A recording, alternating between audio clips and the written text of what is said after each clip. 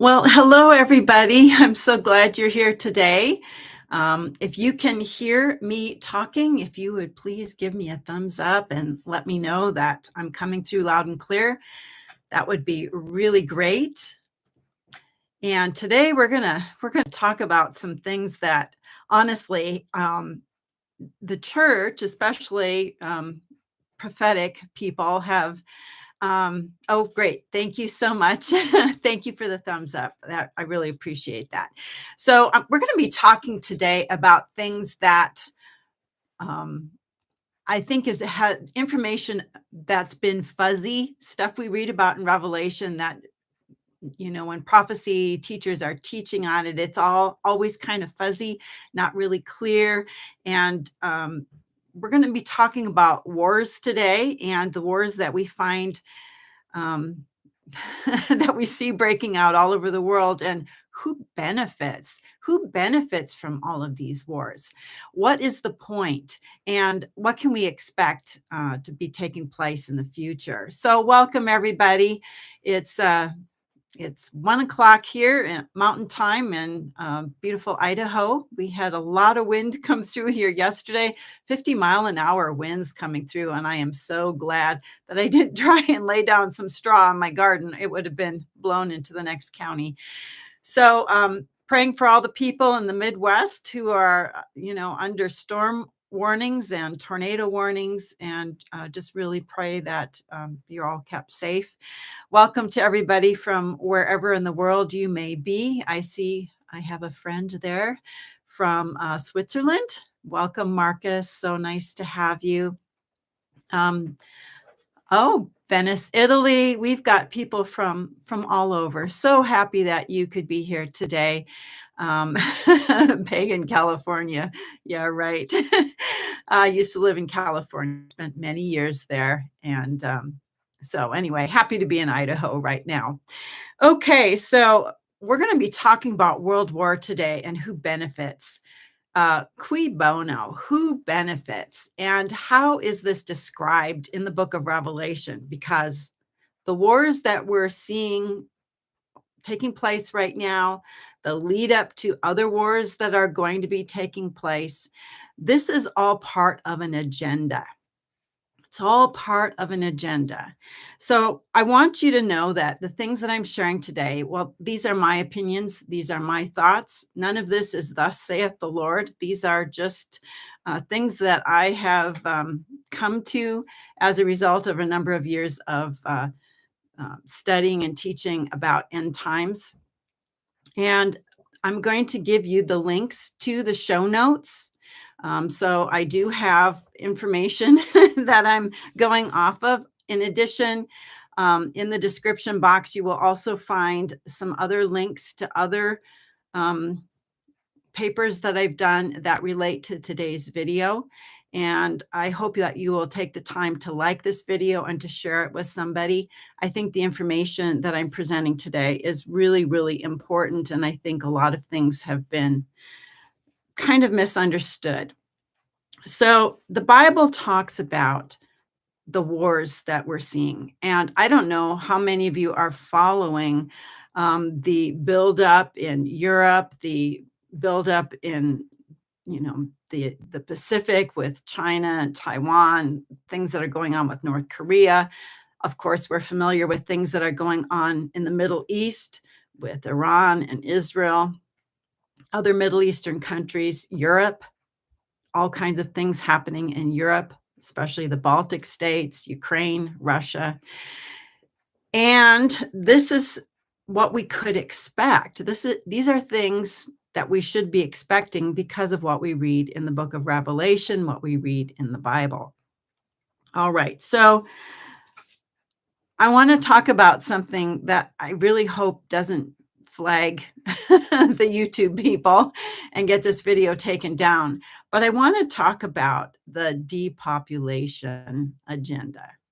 There is a concerted depopulation agenda, and there are people who are promoting this and have been promoting it for a really long time. And I don't know if you realize this or not, but wars are a great depopulation. They're very effective in killing lots and lots of people in a short period of time. And it's not just bullets that kill people. It's not just bombs going off. It's also the accompanying famines because crops don't get planted. And I think I was hearing somebody talk about the crops being planted in Ukraine right now. Ukraine is one of the big bread baskets of the world, and I think they've only planted about 5% of normal. So if the bread basket of Europe has only 5% of their planting in, what does that say about the effect of war in creating famines? And of course, if you look at what's happening in Gaza, you see all these people who don't have food because of the war going on there. They don't have clean water. Disease takes over. And disease and famine are the byproducts of war. And if you want to depopulate the world, war is a great way to do it. It's a great way to do it. So, this depopulation agenda that we see playing out in the world, whose idea is this? I mean, the one that we see right now with the different wars that are going on and are about to go on, whose idea is this? Whose agenda is this? Well, is this Satan's thing? Of course, I think it's Satan's thing, but more specifically, um, are we looking at the lead up to, the beast and the New World Order? Kind of. What is it? Who is behind this? Is it God? Well, I suppose ultimately he is the one who is in control of everything that goes on in the world.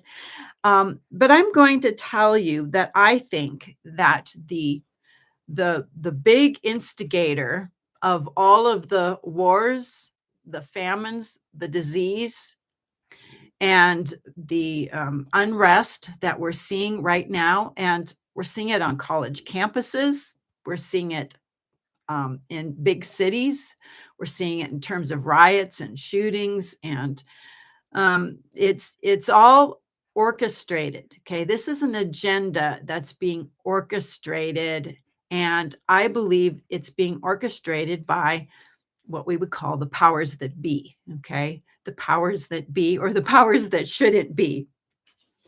Now, before I go any further in this live stream, I just want to remind you that tonight, this is April 30th, my husband and I are going to be doing a live stream on Discord. And if you would like to show up for that, just download the Discord app, and then we'll have a link to the Shepherd's Heart video stream. We talk mostly about how to have simple Christianity, how to meet together simply as believers. Also, I just want you to know too that MediaFire, we have a link for that, and you can download my videos. If you want to get my timeline and videos and show notes, you can get them on this little tiny thumb drive. Okay. And the links for that will be available. Okay. The links for getting these with my videos, timelines, show notes, and everything for many, many, many, many of my videos. This is available for really inexpensive. We don't make any money on it. And this will be really important for people who are here after we're gone to be able to access some of this information. So that's my housekeeping for today. So let's get back to war. Who benefits? Who benefits? Who wants this? It's depopulation. Okay, it's a depopulation. That is what is the result of war. So many prophecy teachers attribute the death of millions of people during what we call the tribulation period. They attribute it to God as like the seals, 2, 3, and 4 we're going to talk about them in a minute. They look at the seven seals, the seven trumpets, and the seven bowls as being a group of 21 judgments on the earth where God pours out the wrath of God on an unbelieving and unrepentant world. If you've been following me for any length of time, you know that I don't buy into that, because my understanding of the end times is when God is going to pour out his wrath on the beast and the beast kingdom, anyone who sides with the beast, people who take the mark of the beast. And what a lot of people aren't including in this beast kingdom are the fallen angels who are going to be a part of this kingdom as well. Satan is going to be here on the earth after he's cast out of heaven. And I've done a live stream on the invasion that's coming, how evil is coming, that there is an invasion coming. It's an invasion of fallen entities, that every single fallen angel, demon, fallen son of God, fallen anybody is going to be on the earth during the end times. And that the reason for the judgment that's going to happen with the bowls is to destroy fallen angels, the beast, the false prophet, any demon, any fallen entity, so that when Christ sets up his millennial reign, none of those beings will be there to influence it. Satan himself will be bound in the pit for 1,000 years, and there will be 1,000 years with no demonic or satanic or fallen angel or watcher angel or hybrid influence on the world. All right, so this is the purpose for the end times. It's not God pouring out his wrath on an unbelieving world. God is not going to demonstrate any kind of wrath on people until the time assigned for that, which is at the great white throne judgment, which is after the millennium. So who benefits from all these wars? Who is behind the red horse rider who gets a giant sword? This is not the wrath of God. Okay, this is not the wrath of God. It's not the wrath of God being poured out. So what is the deal with this guy with the big sword who's on the red horse, who has power to take peace from the earth?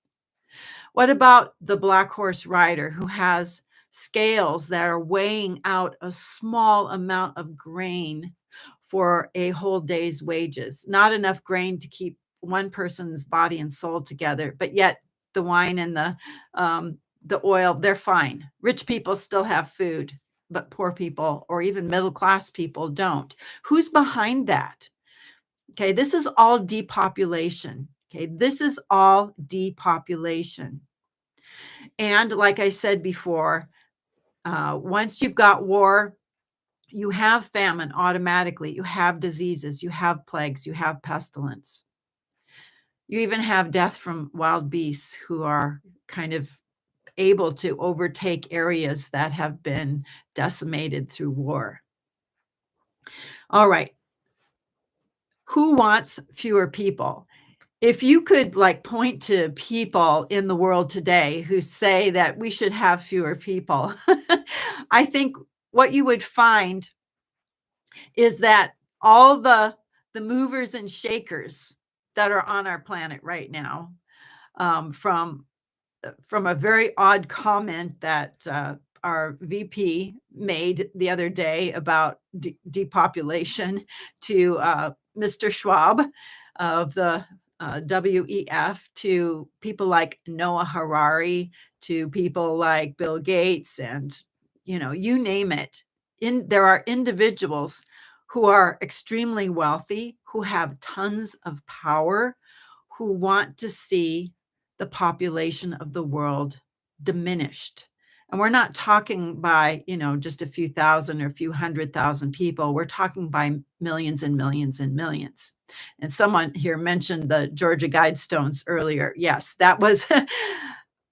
that's part of them. That is what they want. They want reduced population. And They don't see us as people. They see us as sheep, as animals that need to be culled. Okay, they don't see us as being on equal footing with them. According to them, we're useless eaters. Okay, we're useless eaters, and they'll confine us to 15-minute cities and eating the bugs. Okay, and that's sort of how that goes. So we have people who are in control of the world, and right now, they have names that I just named, and there's organizations that are behind these people and people we don't know. We have no idea who are actually the powers that are behind the people and the organizations that I named. But the controllers are not they're not heads of government. They're non-elected people. They're uh, they're part of the UN, the WEF, the WHO, the IMF, all of these lettered agencies. That's who they are a part of, or they are supportive of. Of course, governments get involved in this at some level, and militaries and organizations and institutions, non-government organizations, and so on. But when the Bible wants to talk about these people and these organizations, these institutions, these entities, there's a name for her, and somebody has already mentioned it in the chat here. It's the harlot. It's Mystery Babylon. It's the harlot. Okay, this is who is running the world right now. Okay, a lot of people are looking at this kind of New World Order stuff, and they think, well, this must be the beast. This is the beast system. This is part of his deal. Well, the beast has a kingdom. Okay, and when he rules, he's going to rule it like a theocracy with Satan as God and him as the son of God. And it's a theocracy, it's not a system. When you have a system, which is what the harlot organization, institution, Mystery Babylon, when you have a system like this, basically a system of control, and I've talked about this in other videos on the harlot. And when we read about the harlot in Revelation chapter, I believe it's chapter 18, or maybe chapter 17. I think it's chapter 17. When we read about the harlot, it says that she's seated on many waters, and that later on in that chapter, you read that the many waters are peoples and nations and languages and tongues or multitudes, something like that. The harlot is seated over the whole world, the whole world. And I know a lot of people think, especially information that we read about from the reformers, for example, they thought that the Catholic Church was either the harlot or the beast, one or the other, or both. And the harlot actually has existed and may have been, well, the Catholic Church was a part of that thing, okay, and still is a part of this system that sits over the whole world and controls the whole world. And but the harlot is older than the Catholic Church. How do we know that? Well, we know that from Revelation 17, when we're told that the harlot sits on 7 mountains. The 7 mountains are 7 kings, that at the time of John, 5 already had fallen. So we're talking about something very, very ancient. It's an ancient harlot, an ancient woman who has been in control of the earth since Babel. And that's why her name is Mystery Babylon. Okay, Mystery Babylon. This is a city, a mysterious city. She is the symbolic city who is over the world. And a lot of people think, oh, it must be a like actual city right now, like New York City, or maybe the Vatican, or maybe it's Washington, D.C., or maybe it's the United States. Well, Revelation tells us that she is a city that encompasses the whole world. She controls the whole world. And who are the controllers right now? Well, they're the powers that shouldn't be. Okay, the powers that shouldn't be. So if you go back to the time of Babel, which is written about in Genesis 11. And remember, we're talking about illusions, Allusion, not illusions, but we're talking about illusions. Revelation is written using at least 500. We'll use that as a number. 500 either direct references to the Old Testament or allusions to the Old Testament, and some to the New Testament as well. An allusion is a hint. It's a suggestion. It's a clue that it's not going back to a direct reference. It's going back to an idea, an Old Testament concept or idea. So when we read about mystery Babylon, and by the way, Babylon and Babel, it's the same word. Okay, it comes from the same root. It means the gate of God, the doorway of God. And it's a symbolic city right now. Okay, Revelation talks about it as a symbolic city. But at one time, there was this city called Babel that actually Nimrod started. You can read about that in the book of Genesis. And this city, uh, actually, when Noah got off the ark, Noah and his family and the people who came after him, the people started multiplying, Shem, Ham, and Japheth, and all of that. They were told to spread out over the whole world. That's what God said: spread out everywhere. Don't consolidate. But of course, they're rebellious, and people decided to consolidate in cities. And we read about this one particular city where people were so they were so self-focused, so prideful. And let me just read to you what it says, or what they said in Genesis 11. It says, "Come, let us make bricks and burn them thoroughly." And by the way, bricks, where else have we read about or understand or, read about bricks? Well, it was in Egypt. When the children of Israel were in Egypt, they had to make bricks and use straw, and they had to make a lot of them and, build these buildings for Pharaoh. Bricks are symbolic of servitude and slavery and man's efforts. Okay, so they're making bricks and burn them thoroughly. And they had brick for stone and bitumen for mortar. So, when God wanted to instigate sacrifices and so on, he told people, do not make the altars out of dressed stones. And I'm sure no bricks, just use regular stones that are gathered together. And because the altar needed to be God made, the stones that God made, not man made. And the sacrifices were the sacrifices that God wanted. So these people wanted to build a city, and this is what they said: "Come, let us build ourselves a city." Let us build ourselves a city. This is in direct rebellion to God, who said, don't do it. And a tower with its top in heaven.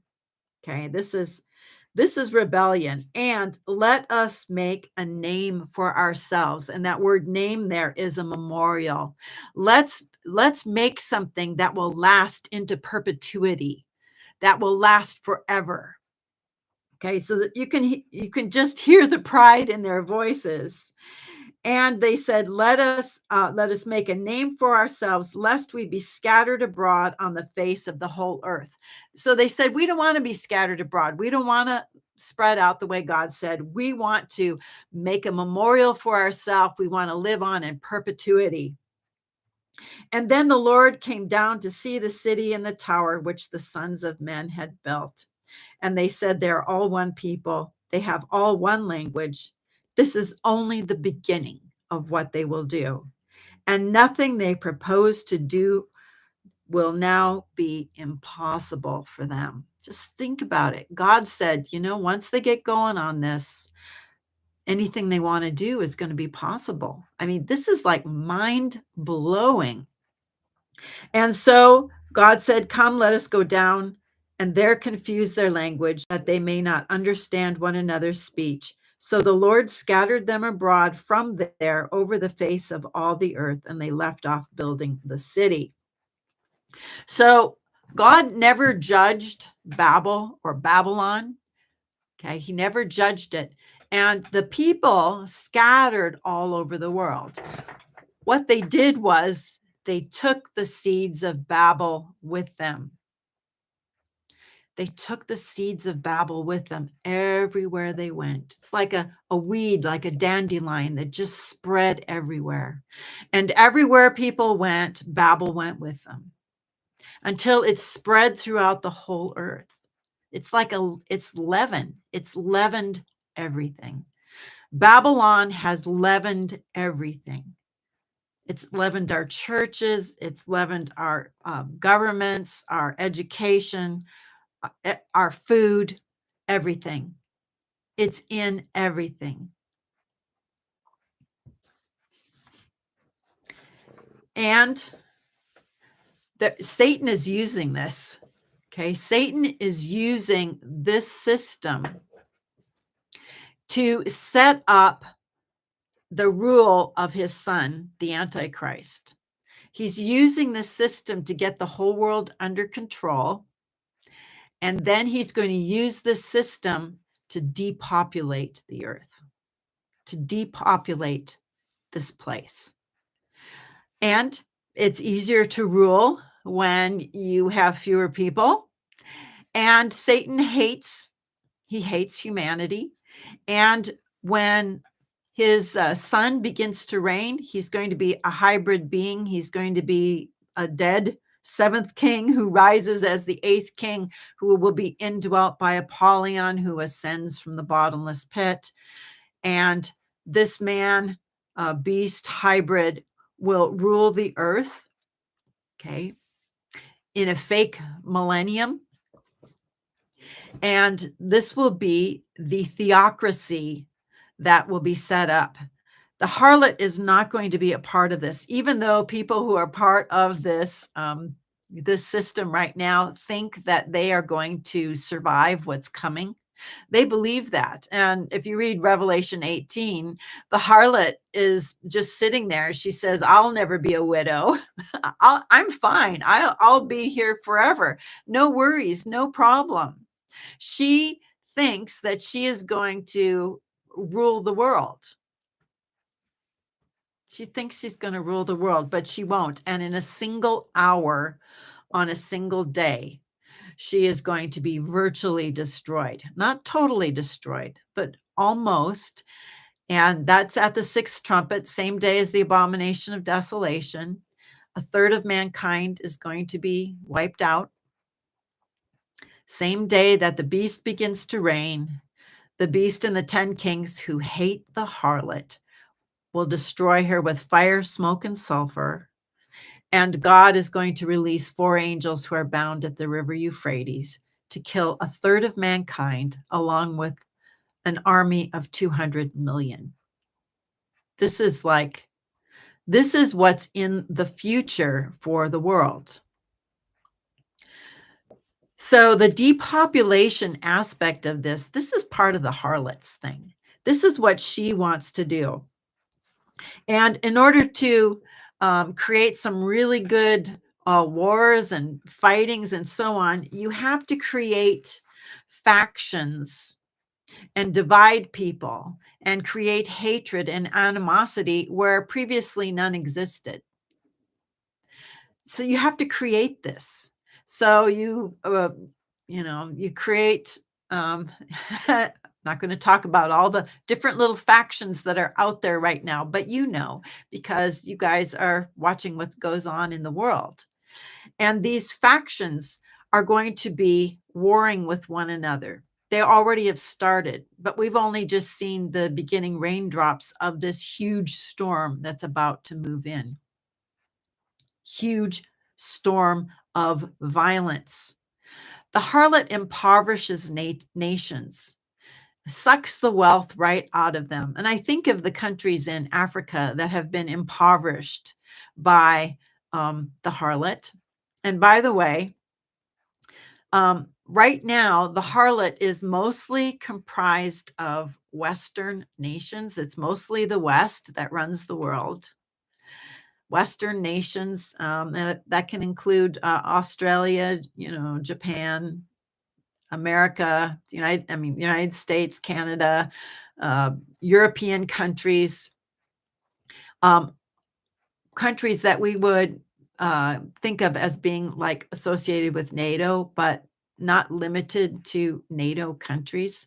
This is the harlot, and she has impoverished people through her monetary policies, through colonialism, through all kinds of ways. But it's not just poor nations that have been impoverished. I mean, here in the United States, it's getting harder and harder and harder to afford food. And even middle class people are going to food banks because they can't afford to pay their mortgage and buy food.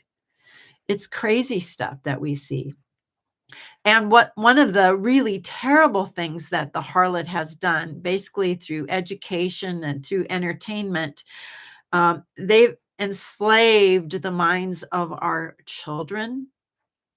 They've dumbed them down, terribly. And it's through entertainment and through games, through lack of expectation. And the biggest way that Western nations have that the harlot has used to sort of collapse the internal structure is by attacking morality and through the attacks that have happened on Christianity. It used to be that most Western nations were Christian nations, and then, oh, I don't know, maybe about 40 years ago, we started going into post-Christian America, and we are now not just in post-Christian, we are in anti-Christian. To be a Christian now, you're going to get pushback. You're going to get pushback if you're a Christian. You're going to get pushback in ways that we haven't seen before. So all of this is harlot stuff. Okay, this is all harlot stuff. And until now, okay, up until the end times, God has put a limit on how far this present world system can go in terms of depopulation, in terms of wars, and how much bad stuff they can do, specifically war. They were allowed to do, world wars like 1 and 2. They were able to go that far, involving lots and lots of people, millions of people, and including, holocausts and famines and, um, really bad stuff. And they want the big war, okay? The big depopulation war. That will not happen until God allows that to happen.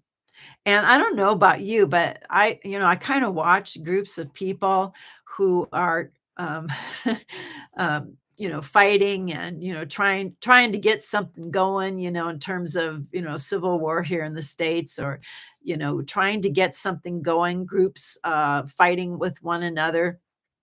And they're newly arisen groups. It's not just, um, you know, typical rich, poor, or, black, white, whatever. These are other kinds of groups that we haven't seen them fighting before.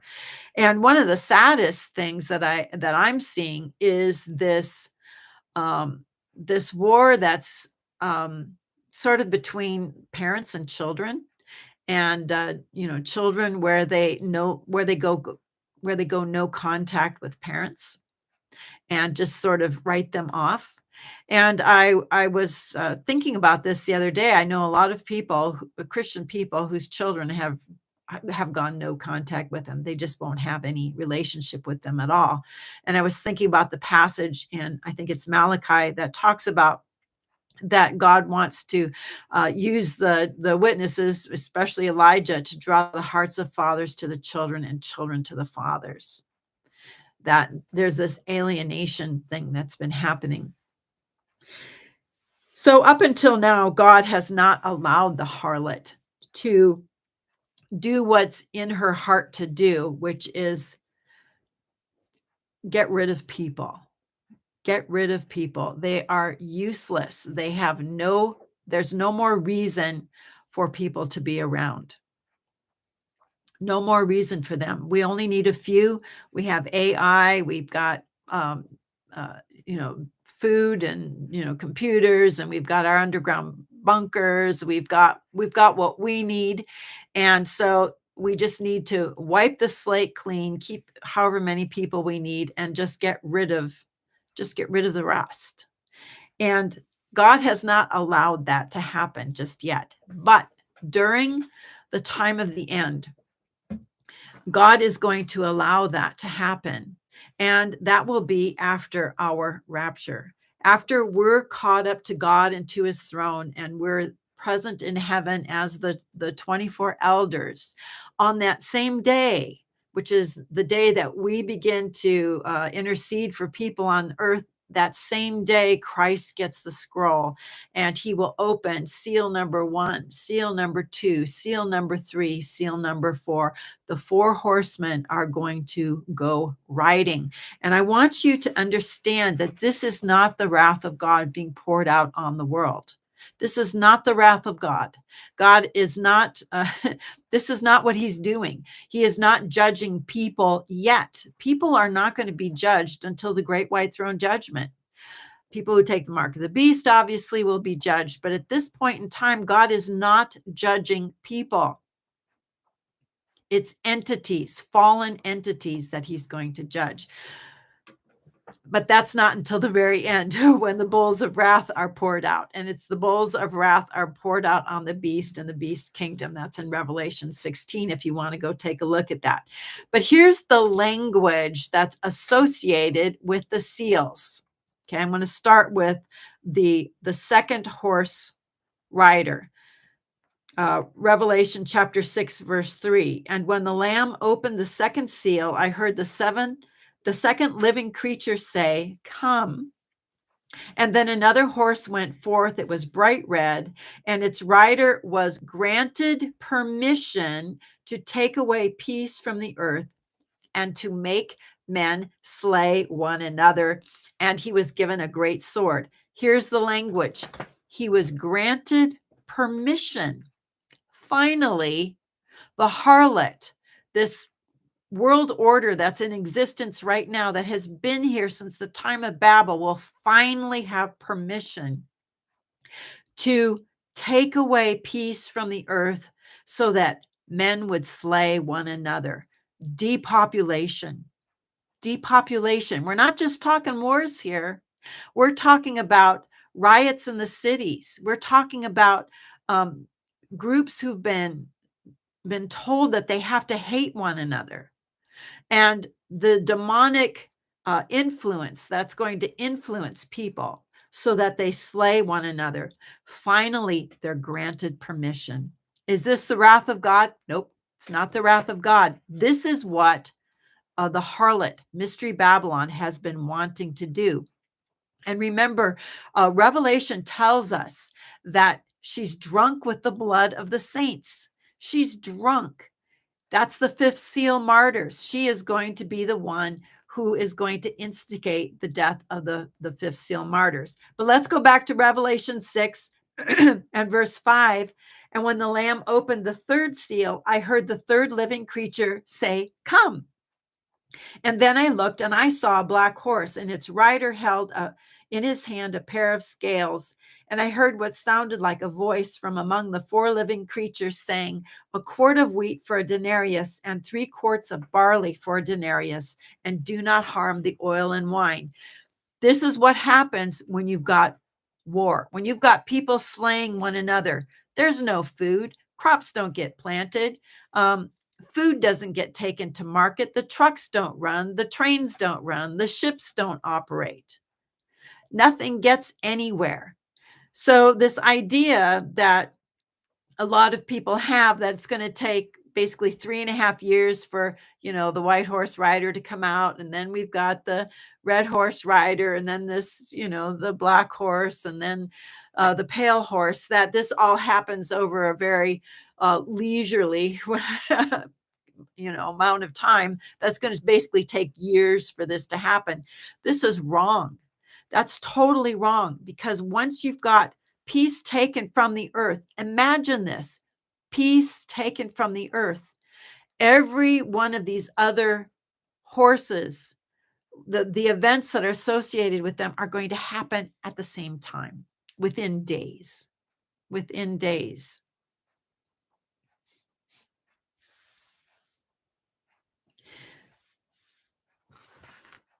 Verse 9. And when the Lamb opened, verse 8. Oh, let's do verse 7. And when the Lamb opened the fourth seal, I heard the voice of the fourth living creature say, "Come." And then I looked, and I saw a pale green horse, and its rider's name was Death, and Hades followed close behind. And they were given, they were granted, they were permitted to have authority over a fourth of the earth, to kill by sword, red horse rider, to kill by famine, black horse rider, by plague, and by the beasts of the earth. All four of these are going to ride at the same time, and they are given permission to do this. This is not the wrath of God. Okay, if this was the wrath of God, it would say it. It would say, "And the wrath of God was poured out, and men, slew each other by the swords, and the wrath of God was poured out, and there was, famines all over the land." It doesn't say that. It says Christ opens the seals, and permission is granted for these entities to do what they want to do. It's depopulation. Who benefits from all these wars? Right now, it's the harlot. It's the harlot who benefits from depopulation. Who's the one who permits these things to happen? Well, it's going to be Jesus. He's the one who opens the scrolls. Who's been holding all of this back?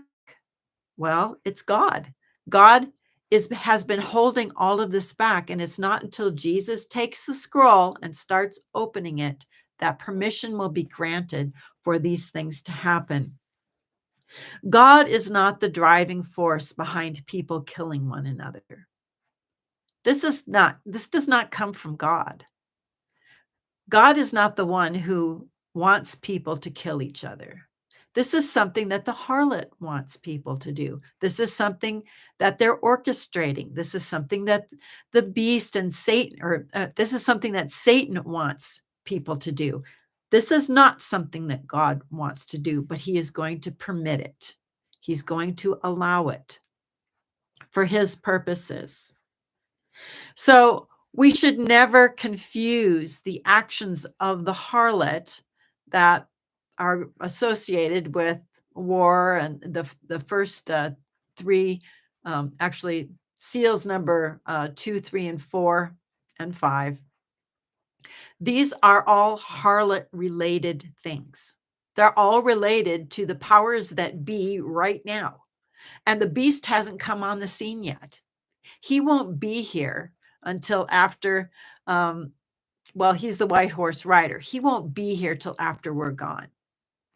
So once we leave, the beast will come, He's the seventh king, the rider on the white horse, who will be killed and come back as the eighth king.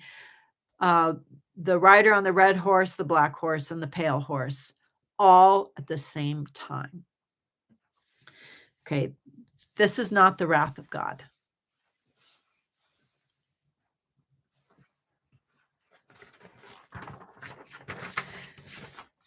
So the harlot is going to be going down. The harlot is going to be destroyed. God is going to put it in the heart of the beast and 10 kings to destroy the harlot with fire, smoke, and sulfur. And when we go to Revelation chapter 9, we read about a third of the earth being killed by these 4 angels and this army of 200 million, we don't know what, could be anything, we don't know, and by the beast and the 10 kings. And we have to ask ourselves the question, what kings, rulers of countries hate the what I would call the Western world?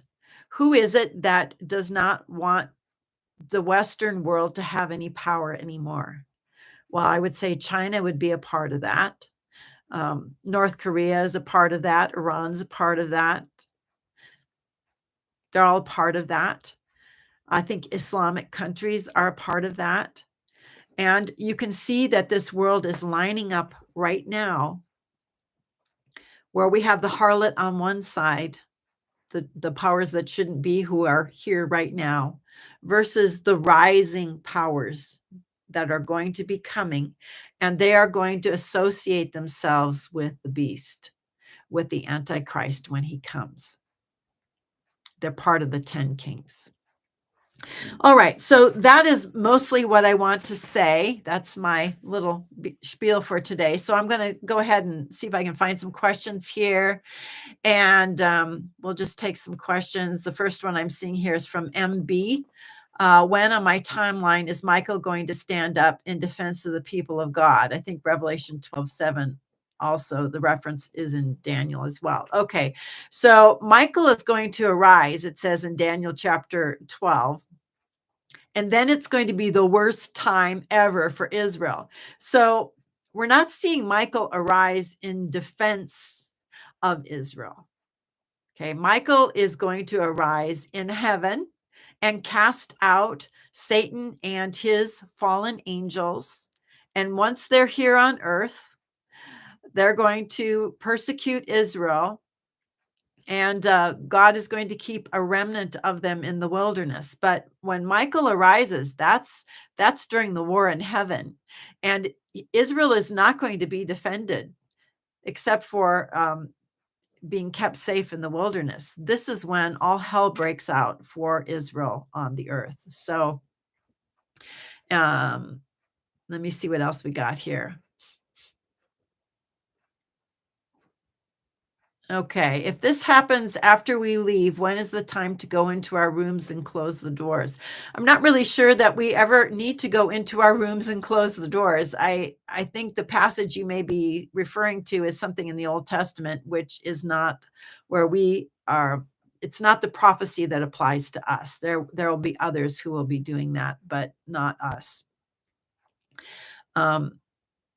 So when is the wrath of God going to happen? All right, the wrath of God. The sixth seal actually describes the sign that Matthew 24 talks about, how the sun will go dark, the moon will be turned to blood. Okay, the sky will roll up like a scroll, and then people are going to see Jesus and God in heaven. And I just want to read this to you because this is the sign that Jesus talked about in Revelation in Matthew 24, when the disciples asked, so what's the sign of your parousia? What's the sign of your coming to rule as king? And there's all this stuff. And then you get to a verse that says, after the tribulation of those days, the sun will go dark, the moon will turn to blood, and so on. And then you'll see the sign of the Son of Man in heaven. Revelation 6 talks about this. It says, it talks about the sky vanished like a scroll that's rolled up, and every mountain and island was removed from its place. And then the kings of the earth, the great men, the generals, the rich and the strong, and everyone, slave and free, hid in the caves and among the rocks of the mountains, calling to the mountains and the rocks, fall on us and hide us from the face of him who is seated on the throne and from the wrath of the Lamb. For the great day, that's the day of the Lord, the great day of their wrath has come, and who can stand before it? Now, here's something you have to understand. The seals are just a list, okay? And it's just a list of things that are going to happen, of events. And we don't know exactly where the sixth seal goes unless you compare it with Matthew 24. And Matthew 24 tells us that the sixth seal event will take place after the abomination of desolation, after the tribulation of those days. The sixth seal is going to take place um, just before the bowls of wrath are poured out. Right? So that's when the wrath of God is going to begin.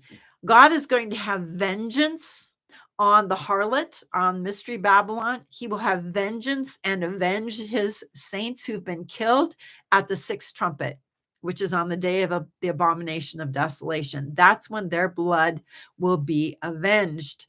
But his wrath is going to be poured out on the beast and the beast kingdom. You can read about it in Revelation 16 in the bowls of wrath. That's when the wrath of God is going to take place. So, let's see what else we got here.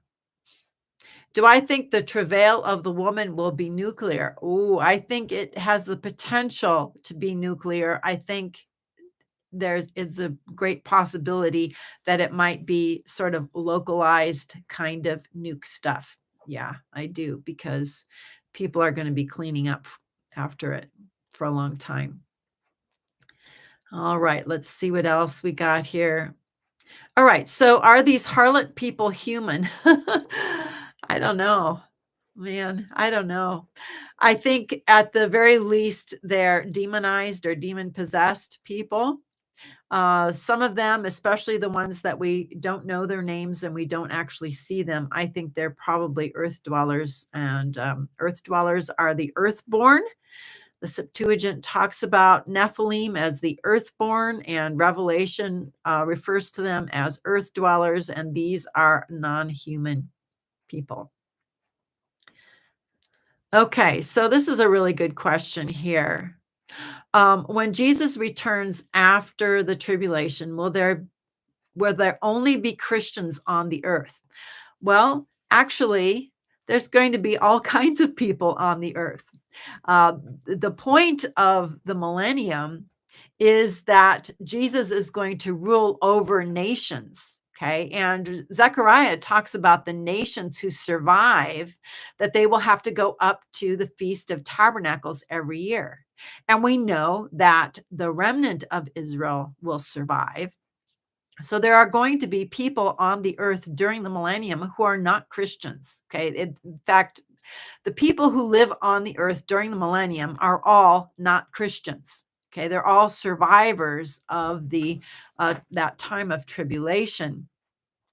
And believers are actually, we're heaven dwellers. We are people who are going to dwell in heaven. We will come with Christ to the earth, but we're ruling over the regular people who rule here. We're coming back as glorified believers.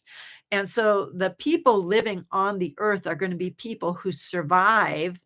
They survive the reign of the beast. They survive that time when God's pouring out his wrath on the beast kingdom during the seven bowls.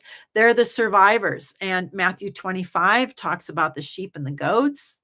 After, when he sets up his kingdom, when he sits on his glorious throne, and he gathers the nations before him. So we know that the people living on the earth are going to be from all different tribes, tongues, and nations, not believers. All believers will basically already have been either resurrected, glorified. They're going to be not regular people who will be living on earth during the time of the millennium. All right, let's see what else we got here.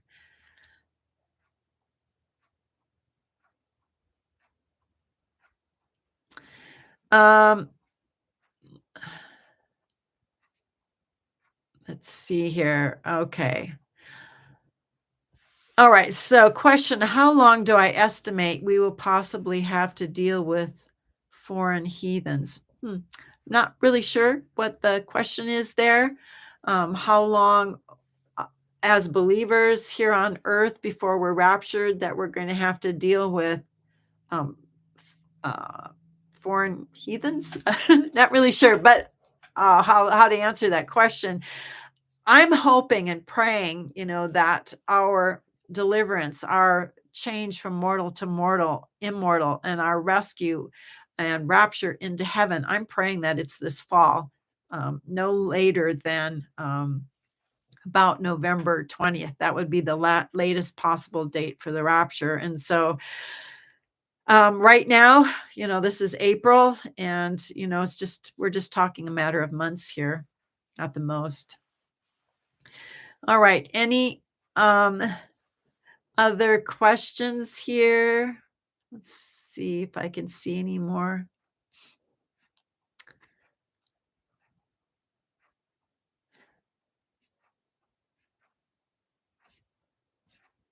Okay. All right. So if we've got probably about another 3 or 4 minutes. So if you have a question that you'd like to ask, um, oh, here's a question: how can we lose our inheritance? Okay. I've done a lot of videos on this. I have a playlist, and I think it's called Salvation. And I talk about how one can lose their inheritance in that video. Paul talks about it. Paul talks about how no one who is immoral or an idolater or whatever shall can expect to inherit the kingdom of God. So our inheritance and our salvation, they're two different things. Okay, you can be saved and lose your inheritance. Okay, your inheritance is everything that you have coming to you, your sonship, okay, your right to rule during the millennium, your ability to act as a priest before God, and you can lose various parts of your inheritance. You may not lose the whole thing, but the way people lose their inheritance is the way the children of Israel lost their inheritance in the promised land. Okay, remember, God delivered them from Egypt. This is a picture of salvation. Paul talks about this in, I think it's Second Corinthians. He says they all passed through the Red Sea and through the cloud, which is passing through the waters of baptism, passing through the cloud of the Holy Spirit, and they all drank of that same spiritual rock. They all ate spiritual food. Paul says, yet nevertheless, with most of them, God was not pleased, and they fell in the wilderness. They tempted the Lord. And Paul says this is an example for us not to tempt the Lord.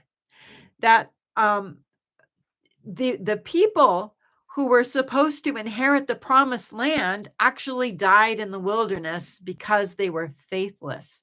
It doesn't say that they died in the wilderness because they didn't obey the 10 commandments. Never says anything about obedience. It never says that they didn't do the right things, okay? That they, you know, or that they didn't do enough good works. What it says about them is that they were faithless. They weren't faithful. They didn't believe God.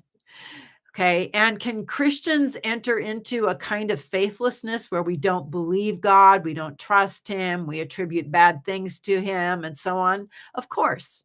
Can Christians walk in a way where they are basically say, I'm saved, but I'm going to go live my own life the way I want to? I don't want to be faithful to Christ. Okay, well, everything gets burned up. Then you enter into eternity with nothing to show for your life here. And faithfulness is, it's not about works or good works or anything like that, any more than being faithful in a marriage is, always cooking dinner for your husband or always bringing home a paycheck. It's not about what you do. It's how you are. Okay? I'm faithful to my husband. Okay? Nobody can point to a good work or anything like that and say, yeah, that demonstrates faithfulness. No, faithfulness is an attitude of the heart of loyalty to Christ and being true to him no matter what. Till death you depart if necessary. So that's what I'm talking about. Faithfulness. People who are faithful will inherit. People who are faithless will not. Paul talks about this in Timothy as well. Second Timothy. Okay, so doesn't it make sense for the rapture to occur on God's feast, or will it happen randomly? Okay, the rapture of the male child is what I call event driven. It's event driven. We're waiting for that war in Israel. Just like you can have a due date for a baby, doesn't mean that the baby will always arrive on the due date. They don't. Okay, they don't. So we're watching for events to take place. The Bible tells us we're going to see the day approaching. We're going to see the day approaching. That means, and we can see it right now. We can see how things are lining up for peace to be taken from the earth. Over a quarter of the earth will suffer from the famines and the so on that are going to take place as a result of the seals being opened. We can see this. We can see the day approaching. And if, I believe that when Jesus was born, his birth coincided with the Feast of Tabernacles. And yes, it would be really great if the birth of the male child, that's who we are, also coincided with the Feast of Tabernacles. It would be perfect. And so it's possible that that may happen. And if our rapture happens over a feast, it will be over the Feast of Tabernacles on the 8th day. Okay. Because we have that 7 days where the male child is with its mother and presented to God on the 8th day. 7 days where the priest is in the doorway until he can minister on the 8th day. Okay, so if there were a feast day that was associated with our rapture, our change from mortal to immortal and our rapture, it would be the Feast of Tabernacles. Does it have to be on the Feast of Tabernacles? No, it can be. Um, our change is what's going to be our clue that we're about to be raptured. We'll be changed and then raptured 8 days later. So um, does it have to be on a feast day? It doesn't. Would it make sense if it were? Well, it'd be nice. And there seems to be a feast day that coincides with that. But like any child being born, it doesn't have to. Okay. Okay, so what's the difference between tribulation and the day of the Lord? Okay, I've done whole videos on this before. I would refer you to my Eschatology is for Everyone playlist where I talk about this in depth, use all the scriptures and everything. The day of the Lord is in the Old Testament, the day of the Lord was something that Jews were longing for. They wanted the day of the Lord to come. And one of the prophets said to them, why do you want the day of the Lord? It's going to start out with darkness and not light. And basically it's destruction. Okay. And here's where people have said, oh, the day of the Lord must be the tribulation. No, the day of the Lord is that seventh great day, the millennium. Okay. The day of the Lord is equivalent or equated to the millennium, which is the coming kingdom or the kingdom age that the disciples were looking for. What's the sign of your coming? Your parousia, the end of this present age and the beginning of the kingdom age. When will that happen? That's the 1,000-year day of the Lord. Peter talks about a day as 1,000 years, and then he goes on to talk about the day of the Lord coming in like a thief and exiting with fire and being burnt up, and then ushering in the day of God, which is the new heavens and the new earth. That's I think, the last chapter of Second Peter. So the day of the Lord is not the tribulation. The day of the Lord will actually start with the signs in heaven that the disciples were asking about. What's the sign of your coming? Well, it's the sun going dark, the moon turning to blood, and the sign of the Son of Man appearing in heaven, which is when all the beast and all his people, the countries that are associated with him are going to go into hiding, and they will have to be lured out by the three foul spirits that come out of the mouth of the beast, the dragon, and the false prophet, and lure them to Armageddon. Because when the sign of the Son of Man appears in heaven, that's the beginning of the day of the Lord. Okay. And the day of the Lord is the millennium. It's not what we refer to as a 7-year tribulation. Okay, it's not the same at all, at all. Okay, so tribulation is going to happen. Revelation talks about tribulation for different groups. There's going to be 10 days of tribulation for believers. There's going to be the tribulation that some believers will be thrown into when Jezebel is, has her thing going, when, basically the harlot is destroyed.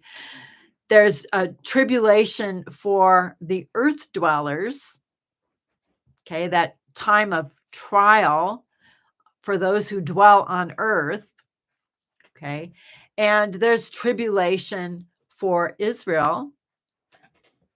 That's when they're going to be have to go into the wilderness. So there's different kinds of tribulation. There isn't one blanket tribulation, and it's not a noun, really. It's more of a verb, okay?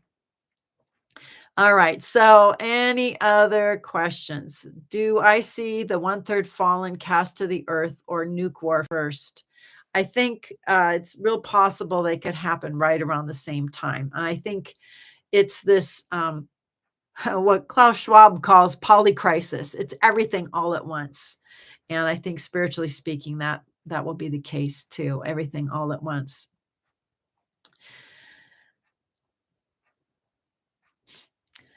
Okay, so what will our relationship be with the not yet saved family, friends, and acquaintances? Will we no longer be able to associate or be among them? Will they know us? And I'm assuming you're talking about the 7 days where we're here on earth in immortal bodies. We're going to be on on a mission. We got 7 days to actually be with these people, to um, in our immortal bodies, to witness to them, to share with them the things that are coming, to tell them, really, it's time to receive Jesus. And if you have to lay down your life, do it. If you have to lay down your life, do it. All right. Oh, why don't I subscribe to 7 years of tribulation? Well, that's because I believe Jesus fulfilled the first 3.5 years of Daniel's 70th week. And I have a lot of videos, a ton of videos on why that's the case. And believe it or not, that was the position of Christians for many, many hundreds of years up until fairly recently. People believed that he who confirmed the covenant with many was Jesus and not the Antichrist, the way people teach it now. So a covenant in the book of Daniel only ever refers to God's covenant with his people. It never refers to any other kind of agreement. So right there, you can kind of throw that one in the dumpster, that the Antichrist is the one who confirms a covenant. So the last 3.5 years for Israel, okay, in the 70th week, like all the, all 70 weeks of years are for Israel. And the first half was of the 70th week was at Jesus' first coming. And then he put an end to sacrifice and offering through his death on the cross.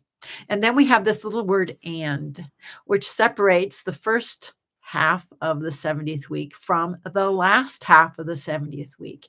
It says, "And on the wing of abominations will come one who makes desolate." That's the abomination of desolation. That is what begins the last 3.5 years of the 70th week. And that's why we only ever read about 3.5 years of tribulation for Israel. 3.5 years of great tribulation, 42-month reign of the beast, 1,260 days that the woman is in the wilderness. Is it even possible that we will be here in 2 or 3 years? I don't think so. I don't think it's possible. Well, except in our immortal and glorified bodies. Okay, so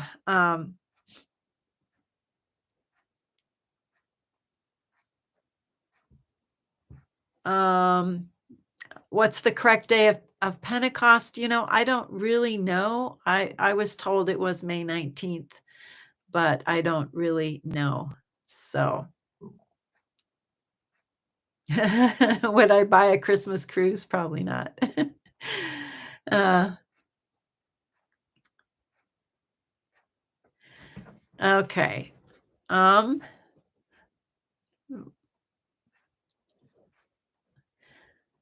all right. From Val the Gal. Since the Antichrist will try to mirror the Christ, would he promise a 7 years, 70th week? I don't think so. Um, I, I don't think so.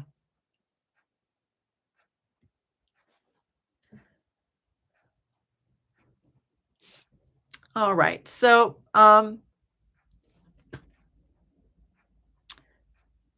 where will the church be while Israel is in the wilderness for 3.5 years? Okay. I don't. Um,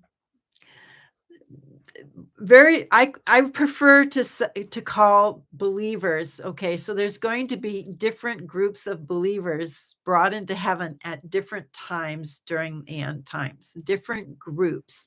So the first group that will be brought into heaven are going to be the male child. Okay, we're going to be caught up, we're going to be raptured. And then there are people who are unfaithful who will be left behind. It's not like they're unsaved, they were unfaithful. They'll be left behind. There's also going to be people who are coming to Christ during that time while we're here for 7 days and afterward. And millions and millions and millions of people will come to the Lord. And within about 5 months, millions and millions and millions beyond the ability to count are going to be brought into heaven via martyrdom and given their white robes, their immortal bodies in heaven. Also, the 144,000 before the time of trial, the hour of trial that comes on the earth before the abomination of desolation, the 144,000 are going to be brought into heaven as a group. Okay, so we're looking at different groups of people brought into heaven. It's not the church. The church doesn't get raptured. It's groups of people, of believers that get brought into heaven. And then at the time of the abomination, there are going to be people who are told to fear God and give him glory by those angels that are sent out.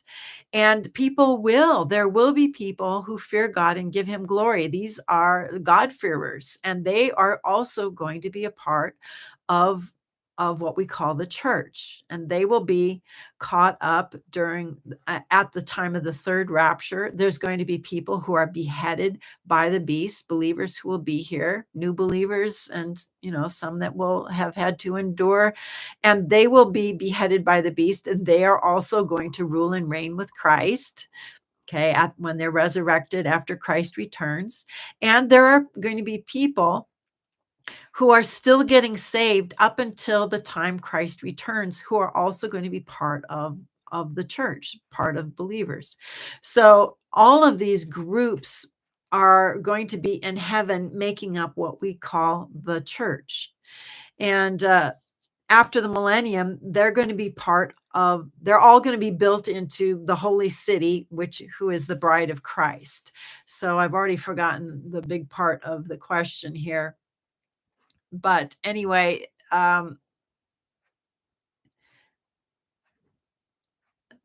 sorry about that. It's getting kind of, you get old and you forget what you're talking about. So, where will the church be while Israel is in the wilderness? So, where will the church be? Some of the church will be in heaven, some of the church will be on earth.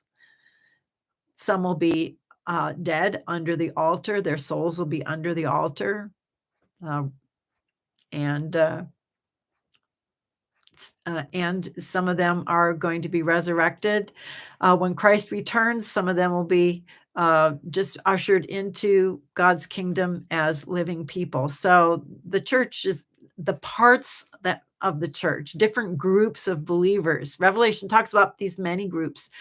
They're going to be in different places. So anyway. Okay, so when do the cloud rapture people get immortal bodies? Okay, this is the third rapture. Okay, so what's interesting is um, we can't, believers have to have this 7 days in the doorway or 7 days before they can actually be presented to God. All right. So those of us who are changed while we're here on earth, we have our 7 days here on earth, and then the eighth day we're brought into heaven. People who are going to be raptured at the third rapture do not have the 7 days on earth. They are not going to be changed and then have to wait 7 days, because this third rapture is going to be in an hour. Okay, that it's just going to happen. They're just going to be caught up without having any immortal body. So this is the group we read about in Revelation 14:14, when Jesus harvests the earth, and we see them in Revelation 15, and they're standing on the sea of glass. They're worshiping, but I think the sea of glass is an allusion back to the laver where the priests washed before they entered into the temple or the tabernacle to actually be in God's presence. So this, I think it's this allusion is that these people are going to be waiting in heaven's courts, outside in heaven's courts, waiting for their chance, their 7 days here um, in heaven, and then they can go into the presence of God. There has to be this period of time. And what's interesting is that when John is told to measure the temple and those who worship there, uh, but he's told to leave out the outer courts.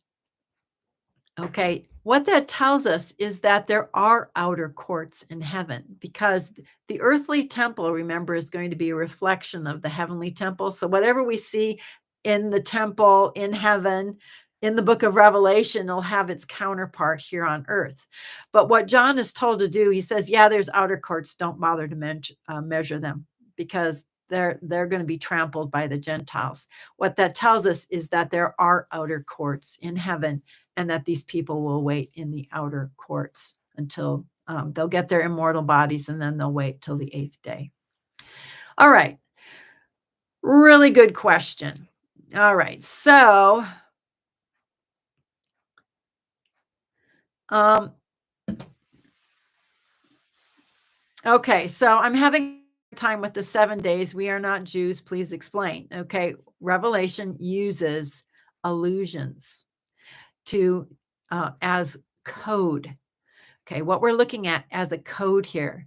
If God wants to tell us indirectly that we're going to have 7 days here, he uses an allusion to a male child or to a priest. He wants to let us know we're going to be here for about 7 days. He's putting it in code, and the Old Testament allusions give us the key to the code, right? We're not Jews, we're not keeping any of these feasts, but the code is that we're going to go back to the stories about male children, about the firstborn male, about the priests, about also ones about touching a dead body and needing 7 days to be cleansed, and so on and so forth. He wants, and the leper is going to have 7 days living outside his tent before he can go into the the the temple on the eighth day. These are all illustrations. They're code letting us know that we'll have 7 days here. So I hope that helped. All right. Okay, well, we've been a little over an hour and almost 19 minutes here, and I think I'm done for today. Thank you all for showing up. I hope this has been helpful to you, I hope you'll share it with somebody. That would be really great. Give it a like before you leave so it, helps the algorithm and all of that. And if you haven't subscribed, I hope you will subscribe. And I hope you will avail yourself of all the materials that we've provided for you. So many people have worked to make timelines available, thumb drives with my videos and timelines, our Discord channel, Mediafire, all kinds of resources that are available to you. So, just praying God's blessing on you. If you get a chance to come over to Discord tonight, I hope you'll be able to do that too. We really enjoy seeing all of you over there. All right. So, you guys have a wonderful day, and we'll see you on another video. Bye bye.